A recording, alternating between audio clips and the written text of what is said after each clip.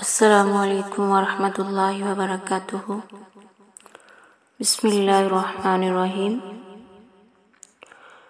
جس انسان کو معلوم ہو جائے کہ یہ دن اس کی زندگی کا آخری دن ہے یا آج کی رات اس کی آخری رات ہے دنیا میں، تو کیا وہ اس دنیا کے پیچھے بھاگتا ہوا دکھائی دے گا آپ کو؟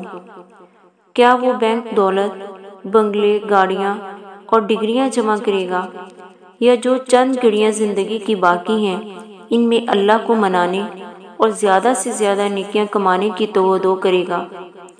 صحابہ کرام رضی اللہ عنہم کے اندر یہی احساس زندہ تھا۔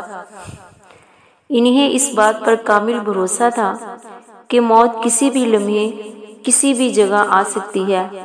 حضرت عمر رضی اللہ عنہ کہا کرتے تھے، جب صبح کرو تو شام کا انتظار نہ کرو، جب شام کرو تو صبح کا انتظار نہ کرو۔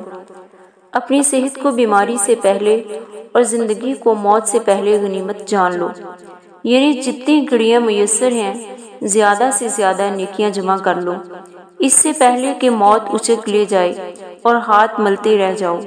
ہم کیوں غافل ہیں اپنی موت سے؟ ہم کوئی سرٹیفکیٹ تھوڑی نہ لے کر آئے ہیں اس سے کہ تندرست رہیں گے موت نہ آئے گی، جوان ہیں تو بوڑھے ہونے تک مہلت ہے۔ کتنے ہی لوگ ہیں ہمارے ارد گرد جو اچانک اپنی زندگی کی بازی ہار گئے۔ اپنی سانسوں کی قدر کیجیے جب تک ان کی دوڑ چل رہی ہے۔ ہر لمحے کو قیمتی سمجھ کر اپنی آخرت کے لیے کچھ جمع کر لیں اور اپنی ابدی زندگی سنوار لیں۔